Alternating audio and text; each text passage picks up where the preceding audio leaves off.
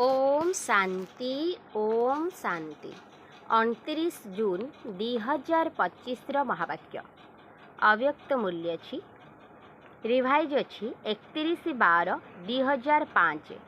ओम शांति मुरलीर मुख्य सारांश नूतन वर्षरे निजर पुराणा संस्कार को जोग अग्नि रे भस्म करी ब्रह्मा बाबांक समान त्याग तपस्या एवं सेवारे नंबर 1 हुआ। नूतन वर्षरे निजर पुराणा संस्कार को जोग अग्नि रे भस्म करी ब्रह्मा बाबांक समान त्याग तपस्या एवं सेवारे नंबर 1 हुआ। आजी बापदादा चारिआडर चाहे सम्मुखरे बसिथिबा चाहे दूररे बसिथिले मध्य दिलर समीपरे थिबा पिलामानकु तीनोटी अभिनंदन देउछन्ति। गोटे हेला नुआ जीवनर अभिनंदन, द्वितीय नुआ जुगर अभिनंदन एवं तृतीय आजिर दिन रे नुआ वर्षर अभिनंदन देउछन्ति। तुमे माने मध्य नूतन वर्षर अभिनंदन देबा पाई एवं अभिनंदन नेबा पाई आसीछ। वास्तवरे सच्चा हृदयर खुशीर अभिनंदन तुमे ब्राह्मण आत्मा माने नेउछ मध्य एवं देउछ मध्य। तेबे आजि दिनर महत्व हेला विदाय मध्य देउछ एवं बधाई अर्थात अभिनंदन मध्य देउछ। एहा विदाई एवं बधाईर संगम जुग अटे। तेणु आजिर दिन को संगमर दिन कुहाजिब। तेबे संगमर महिमा मध्य बहुत बड़।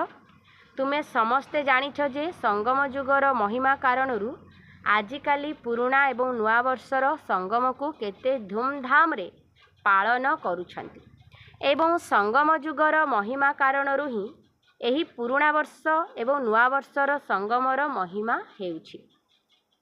जेउठारे दुईटी नदी मध्य मिलित हेउछि सेठार मध्य संगम हेउछि, तार मध्य महिमा रहिछि। जेउठी नदी एवं सागरर संगम हेउछि तार मध्य महिमा रहिछि, किंतु सबुठारु बड़ महिमा एही संगम जुगर बा पुरुषोत्तम जुगर ही अटे। जेउठी तुम भली भाग्यवान ब्राह्मण आत्मा माने रहिछ। जेउठी नदी एवं सागरर संगम हेउछि तार मध्य महिमा रहिछि, किंतु सबुठारु बड़ महिमा एही संगम जुगर बा पुरुषोत्तम जुगर ही अटे। जेउठी तुम भली भाग्यवान ब्राह्मण आत्मा माने रहिछ एही भली निशा रहुछि तो जदि तुमको कहीं पचारिबो जे तुमे माने केउं समय रे अछ, कौन कली जुगरे रहुछ ना संगम जुगरे रहुछ, तेबे सेमाने निश्चय एवं निशार सहित कौन कहिबे आमे एही समय रे पुरुषोत्तम संगम जुगरे ही रहुछु। तेणु तुमे माने एबे कली जुगी नुहे संगम जुगी अट। एवं एही संगम जुगर विशेष महिमा काहींकि रहिछि काहींकि ना भगवान को सहित पिलामानंकर मिलन हेउछि, मेला मध्य हेउछि एवं मिलन मध्य हेउछि, जहा कि कौनसी भी जुगरे होई न थाए। तेबे मेला करिबा पाई आसीछ ना, तुमे माने मिलन मेला करिबा पाई केउठु आसी पहुँची जाइछ। केबे स्वप्न रे मध्य भाबिथिल कि ड्रामा रे मो भली आत्मार एभली भाग्य मध्य निर्धार्य अछि। आत्मार परमात्मा सहित मिसिबार भाग्य थिला एवं अछि। बाबा मध्य प्रत्येक संतानर भाग्य को देखि हर्षित हेउछन्ति। बाहा भाग्यवान पिला माने बाहा निजर भाग्य को देखि दिल भितरे निज प्रति बाहा मु बाहा बाहा मोर भाग्य बाहा बाहा मोर बाबा बाहा मोर ब्राह्मण परिवार बाहा। एही भली बाहा बाहार गीत आपे आपे दिल भितरे गाई चलीछ ना। तेबे आजी एही संगम समय रे निज भितरे भाबी नेइछ जे केउं केउं कथा को विदाय देबाकू पड़िबो। समस्ते भाबी करी रखिछ तो सदाकाल पाई ही विदाय देबाकू हेबो, काहींकि ना सदाकाल पाई विदाई देबा द्वारा सदाकालर बधाईर उत्सव पालन करी पारिबो। तेबे एभली बधाई दियो जहा कि तुम चेहरा को देखी जेउ आत्मा भी सम्मुख को आसीबो से मध्य बधाई प्राप्त करी खुशी होइजिबो। जेउ माने अंतरर सहित बधाई देई थांती बा नेई थांती सेमाने सदा सर्वदा किपरि देखा जाउथांती? संगमयोगी फरिस्ता। तेबे एही भଳି हेबा पाई तो समस्ते पुरुषार्थ करुछ ना ब्राह्मणरू फरिस्ता एवं फरिस्तारू देवता? काहींकि ना बाबांकु सबु प्रकारर संकल्प बा जहा किछि भी घर गृहस्थर हेउ बा कर्मधंदार बोझ रहिछि सेगुड़िकु तो देई देइछ ना? कौन सबु बोझ देई देइछ ना किछि किछि रही जाइछि? काहींकि ना टिकिए भी बोझ रहिथिले तुमको फरिस्ता हेबा पाई देव नाही। एवं बाबा जेहेतु पिलामानकर बोझ नेबा पाई आसिछन्ति तेबे बोझ देई देबा कौन कष्टकर काम कि? कौन कहूछ मुस्किल ना सहज? जेउ माने भाबुछन्ति आमे बोझ सबु देई देइछु सेमाने हाथ उठाओ। कौन देई देइछ? देई देइछ तो देख भाभी चिंती हाथ उठाओ। सबु बोझ देई देइछ तो? अच्छा जदि देई देइछ तेबे बहुत बहुत धन्यवाद। एवं जेउ माने देई नाहंती सेमाने कौन पाई रखिछन्ति? बोझ सहित स्नेह अछि कि? कौन बोझ भल लागुछि कि? देख बाप दादा सबु पिला को कौन कहउछन्ति, हे मोर चिंतामुक्त सम्राट पिलामाने। तेबे बोझर तो चिंता रही थाए ना? तेणु बोझ नेबा पाई ही बाबा आसिछन्ति।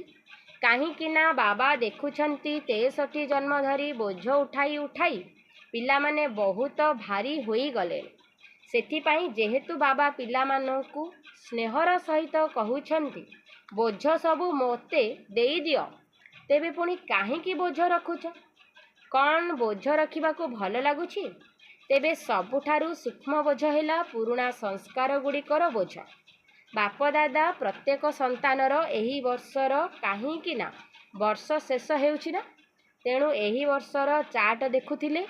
तेणु तुमे माने मध्य निज निजर वर्षकर चार्ट चेक करिथिबो।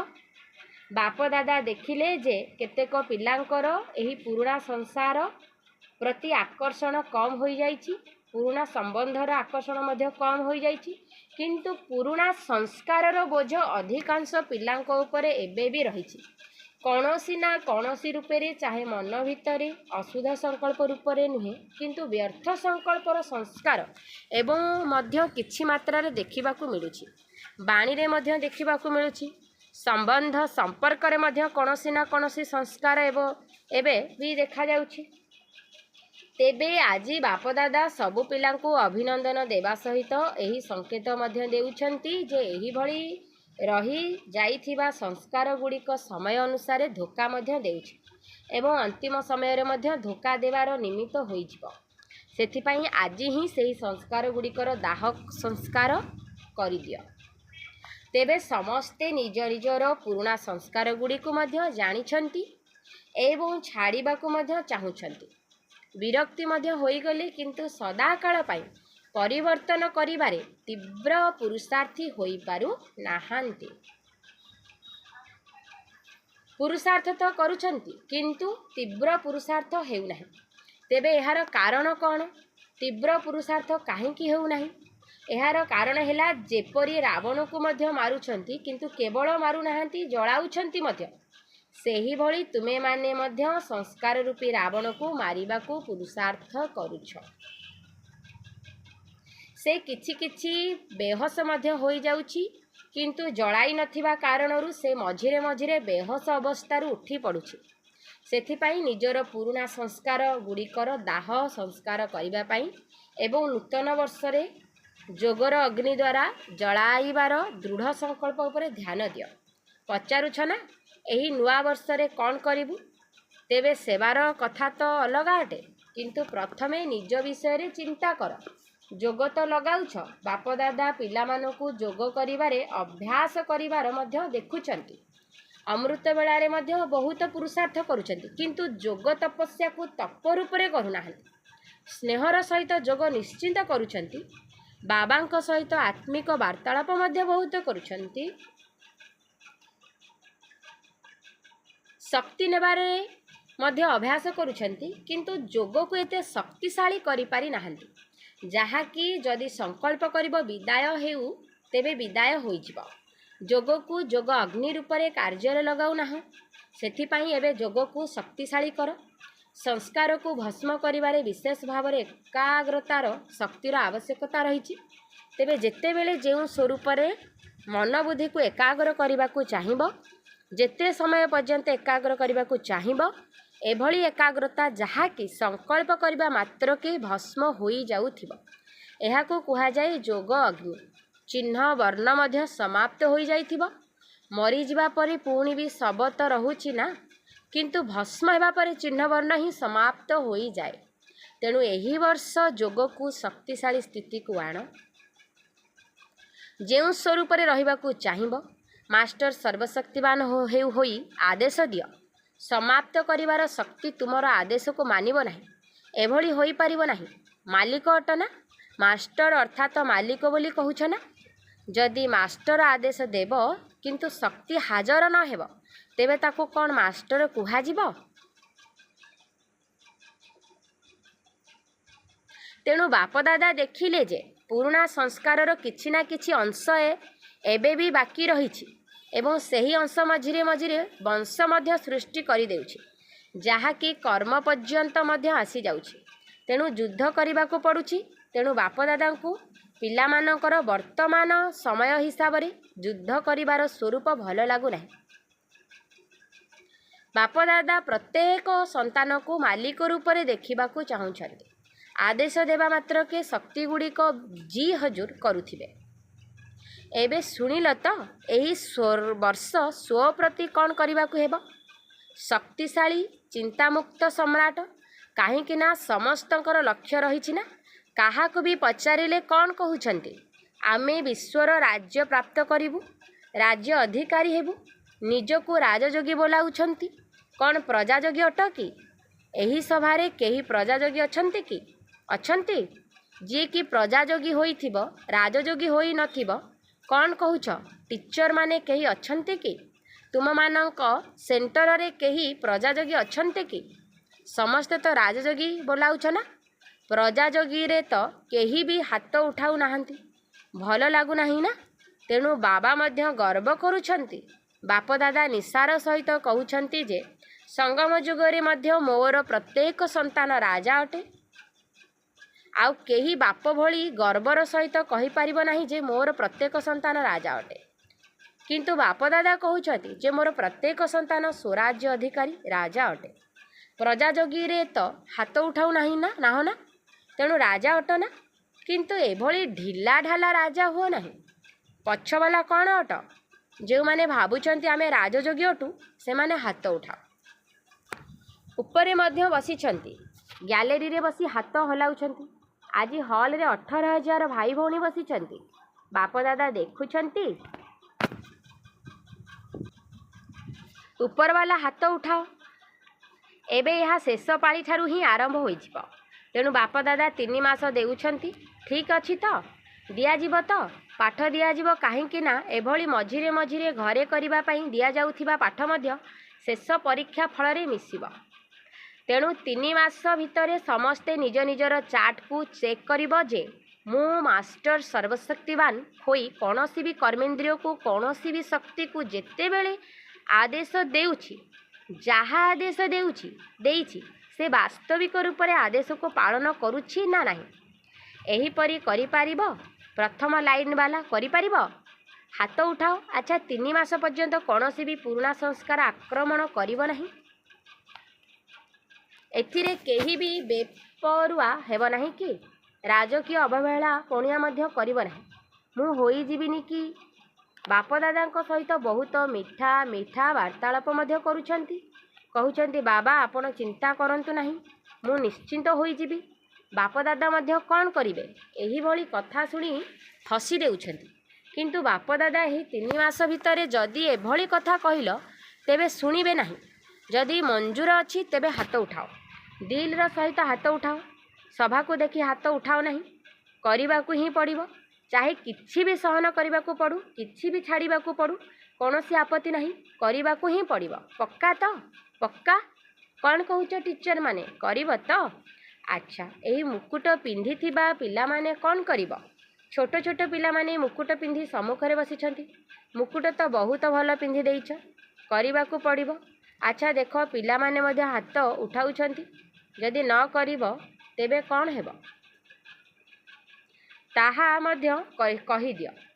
ଏହାପରେ ବାପଦାଦାଙ୍କ ସିଜିନରେ ଗୋଟିଏ ଥର ଆସିବାକୁ ଦିଆଯିବ ନାହିଁ।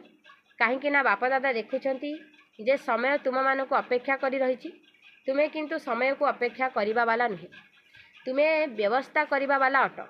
ସମୟ ତୁମମାନଙ୍କୁ ଅପେକ୍ଷା କରିଛି। ପ୍ରକୃତି ମଧ୍ୟ ଶତପ୍ରଧାନ ପ୍ରକୃତି ତୁମମାନଙ୍କୁ ଆବାହନ କରୁଛି। ତେଣୁ ଏହି 3 ମାସ ଭିତରେ ନିଜର ଶକ୍ତିଶାଳୀ ସ୍ଥିତିରେ ରହି ପୁରୁଣା ସଂସ୍କାରଗୁଡ଼ିକୁ ପରିବର୍ତ୍ତନ କରିବାକୁ ହେବ। ଯଦି ଏହି 3 ମାସ ଏହା ଉପରେ ଧ୍ୟାନ ଦେଲ ତେବେ ଆଗକୁ ମଧ୍ୟ ତୁମର ଅଭ୍ୟାସରେ ପଡ଼ିଯିବ। ଯଦି ଗୋଟିଏ ଥର ପରିବର୍ତ୍ତନ କରିବାର ବିଧିକୁ ଜାଣିଗଲ ନା, ତେବେ ବହୁତ କାମରେ ଆସିବ। ତେଣୁ ସମୟକୁ ତୁମେ ଅପେକ୍ଷା କର ନାହିଁ। ବିନାଶ କେବେ ହେବ, ବିନାଶ କେବେ ହେବ? ସମସ୍ତେ ଏହି କଥା ଅମୃତବେଳାରେ ବାର୍ତ୍ତାଳାପ କରିବା ବେଳେ ପଚାରୁଛନ୍ତି। ମୁଖ ଦ୍ୱାରା ତ କିଛି କହୁନାହାନ୍ତି, କିନ୍ତୁ ଭିତରେ ଭିତରେ ପଚାରୁଛନ୍ତି। କିଏ ଜାଣେ ବିନାଶ କେବେ ହେବ? 2 ବର୍ଷରେ ହେବ କି 10 ବର୍ଷରେ ହେବ, କେତେ ବର୍ଷରେ ହେବ? ତେବେ ତୁମେମାନେ କାହିଁକି ସମୟକୁ ଅପେକ୍ଷା କରିଛ? ସମୟ ତ ତୁମକୁ ଅପେକ୍ଷା କରିଛି। ବାବାଙ୍କୁ ପଚାରୁଛନ୍ତି, ଟିକିଏ ତାରିଖ ତ ଶୁଣାଇ ଦିଅନ୍ତୁ, ଟିକିଏ ବର୍ଷ ତ କହିଦିଅନ୍ତୁ। ଆଉ 10 ବର୍ଷ ଲାଗିବ ନା 20 ବର୍ଷ ଲାଗିବ ନା କେତେ ବର୍ଷ ଲାଗିବ?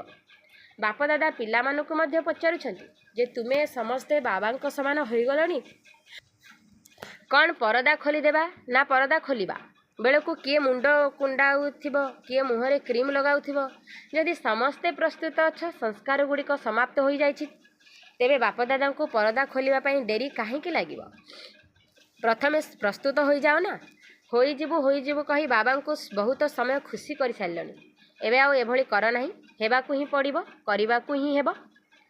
ବାବାଙ୍କ ସମାନ ହେବାରେ ତ ସମସ୍ତେ ହାତ ଉଠାଇ ଦେଇଛନ୍ତି, କିନ୍ତୁ ଉଠାଇବାର ଆବଶ୍ୟକତା ନାହିଁ।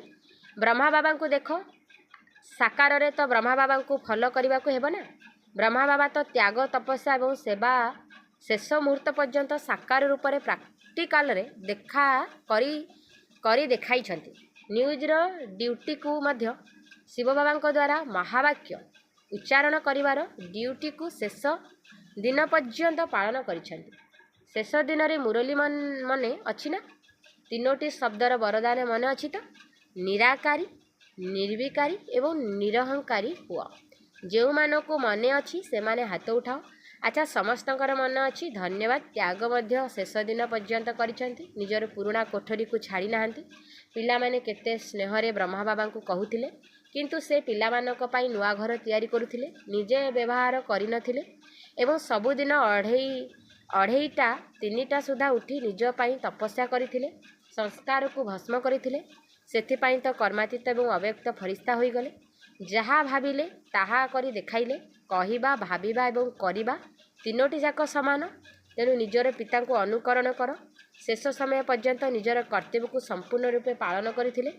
ପତ୍ର ମଧ୍ୟ ଲେଖୁଥିଲେ। ଜାଣିଛ ନା କେତେ ପତ୍ର ଲେଖୁଥିଲେ? ଅର୍ଥାତ୍ ସେବାକୁ ମଧ୍ୟ ଛାଡ଼ି ନଥିଲେ। ତେଣୁ ନିଜର ପିତାଙ୍କୁ ଅନୁକରଣ କର। କେବଳ ମହାଦାନୀ ନୁହେଁ, ଅଖଣ୍ଡ ମହାଦାନୀର ବାସ୍ତବିକ ରୂପ ଶେଷ ପର୍ଯ୍ୟନ୍ତ ଦେଖାଇଥିଲେ। ଶେଷ ସମୟ ପର୍ଯ୍ୟନ୍ତ ବିନା ଆଧାରରେ ତପସ୍ୱୀ ସ୍ୱରୂପରେ ବସୁଥିଲେ। ଏବେ ତ ପିଲାମାନଙ୍କୁ ବସିବା ପାଇଁ ଆଧାର ନେବାକୁ ପଡ଼ୁଛି, କିନ୍ତୁ ବ୍ରହ୍ମା ବାବା ଆରମ୍ଭରୁ ଶେଷ ପର୍ଯ୍ୟନ୍ତ ତପସ୍ୱୀ ରୂପରେ ରହିଥିଲେ। ଆଖିରେ ଚଷମା ମଧ୍ୟ ପିନ୍ଧୁନଥିଲେ। ଏସବୁ ହେଲା ସୂକ୍ଷ୍ମ ଶକ୍ତିର ଚମତ୍କାରୀ, ସମ୍ପୂର୍ଣ୍ଣ ନିରାଧାର। ଏବେ ତ ଶରୀର ମଧ୍ୟ ପୁରୁଣା ଅଟେ। ଦିନକୁ ଦିନ ପ୍ରକୃତି, ପାଣି, ପବନ ଦୂଷିତ ହୋଇ ଚାଲିଛି। ସେଥିପାଇଁ ବାପଦାଦା ତୁମକୁ କହୁନାହାନ୍ତି ଆଧାର କାହିଁକି ନେଉଛ, ଚଷମା କାହିଁକି ପିନ୍ଧୁଛ? ଖୁସିରେ ପିନ୍ଧ, କିନ୍ତୁ ନିଜର ସ୍ଥିତିକୁ ଶକ୍ତିଶାଳୀ ନିଶ୍ଚିନ୍ତ କର। ତେବେ ସାରା ବିଶ୍ୱର କାର୍ଯ୍ୟ ସମାପ୍ତ କରିଦେଇଛ। ବାପଦାଦା ତୁମକୁ ପ୍ରଶ୍ନ ପଚାରୁଛନ୍ତି, ତୁମେମାନେ ସନ୍ତୁଷ୍ଟ ଅଛ ତ? ବିଶ୍ୱ କଲ୍ୟାଣର କାର୍ଯ୍ୟ ସମ୍ପୂର୍ଣ୍ଣ ହୋଇଯାଇଛି ତ? ଯେଉଁମାନେ ଭାବୁଛନ୍ତି ଯେ ବିଶ୍ୱ କଲ୍ୟାଣର କାର୍ଯ୍ୟ ଶେଷ ହୋଇଯାଇଛି, ସେମାନେ ହାତ ଉଠାଅ। ଜଣେ ବି ନୁହେଁ। ତେବେ କିପରି କହୁଛ ବିନାଶ ହେଉ? ନିଜର କାମ ତ ଶେଷ କରିନାହଁ। ଆଚ୍ଛା, ଚାରିଆଡ଼ର ସର୍ବଦା ଉମଙ୍ଗ ଉତ୍ସାହର ସହିତ ଆଗକୁ ବଢ଼ୁଥିବା ପିଲାମାନଙ୍କୁ, ସର୍ବଦା ନିଜର ସାହସ ଦ୍ୱାରା ବାପଦାଦାଙ୍କର ପଦ୍ମାଗୁଣା ସାହାଯ୍ୟ ପ୍ରାପ୍ତ କରିବାର ପାତ୍ର ପିଲାମାନଙ୍କୁ, ସର୍ବଦା ଆମେ ବିଜୟୀ ରତ୍ନ ଅଟୁ। ସବୁ କଳ୍ପରେ ଆମେ ହିଁ ବିଜୟୀ ହୋଇଥିଲୁ, ଏବେ ମଧ୍ୟ ଅଟୁ ଏବଂ ସବୁ କଳ୍ପରେ ଆମେ ହିଁ ବିଜୟୀ ହୋଇଥିବୁ। ଏହିଭଳି ବିଜୟୀ ପିଲାମାନଙ୍କୁ ସର୍ବଦା ଏକମାତ୍ର ବାବା, ଦ୍ୱିତୀୟ କେହି ନୁହେଁ। ନା ସଂସାରର ଆକର୍ଷଣ, ନା ସଂସ୍କାରର ଆକର୍ଷଣ, 2ଟି ଯାକ ଆକର୍ଷଣ ଠାରୁ ମୁକ୍ତ ରହୁଥିବା ସର୍ବଦା ବାବାଙ୍କ ସମାନ ପିଲାମାନଙ୍କୁ ବାପଦାଦାଙ୍କର ସ୍ନେହ ସମ୍ପନ୍ନ ଶୁଭେଚ୍ଛା ଏବଂ ନମସ୍ତେ। आम पिलामानकर मध्य बाप दादा को स्नेह संपन्न शुभेच्छा। नमस्ते नमस्ते नमस्ते। वरदान सदाकालर आटेन्शन द्वारा विजयमाला रे गुंथि हेउथिबा बहुत समयर विजयी भव। सदाकालर आटेन्शन द्वारा विजयमाला रे गुंथि हेउथिबा बहुत समयर विजयी भव। बहुत समयर विजयी आत्मा माने विजयमालार दाना होई जाती। तेणु विजयी हेबा पाई हेले सर्वदा बाबा को सम्मुखरे रख। जहाँ बाबा करिछंती ताहा ही मोते करिवार अछि। प्रतिपादरे जहाँ बाबांकर संकल्प ताहा ही पिलामानकर संकल्प। जहाँ बाबांकर बाणी ताहा ही पिलामानकर बाणी। तेबे जाई विजयी होई पारिबो। सबु समय एही भली ध्यान देवाकू पड़िबो। तेबे जाई सदाकालर राज्य भाग्य प्राप्त हेब। काहींकि ना जेपरी पुरुषार्थ सेहीपरि प्रारब्ध मध्य जमा होइथाए। जदि सदाकालर पुरुषार्थी थिब तेबे सदाकालर राज्य भाग्य प्राप्त होइजिब। आजिर स्लोगान सेवारे सर्वदा जी हाजिर करिबा एहा ही हेउची स्नेहर प्रकृत प्रमाण। अव्यक्त इशारा आत्मिक स्थिति रे रहिबार अभ्यास कर एवं अंतर्मुखी हुआ। जेपरि कौनसी भी व्यक्ति दर्पण सम्मुखरे छिड़ा हेबा मात्र के निजर साक्षात्कार करि नै थाए सेहीपरि तुम मानकर आत्मिक स्थिति एवं शक्ति रूपी दर्पण सम्मुख को जेउ आत्मा आसु से गोटिए सेकेंड भितरे स्व स्वरूपर दर्शन बा साक्षात्कार करिने। तुमर प्रत्येक कर्म रे प्रत्येक चालीचलन रे आत्माभिमानी स्थितिर आकर्षण रहू। जो माने स्वच्छ एवं आत्मिक शक्ति संपन्न आत्मा से माने समस्त को निज आड़ को निश्चिंत रूपे आकर्षित करि थांती। अच्छा, ओम शांति ओम शांति।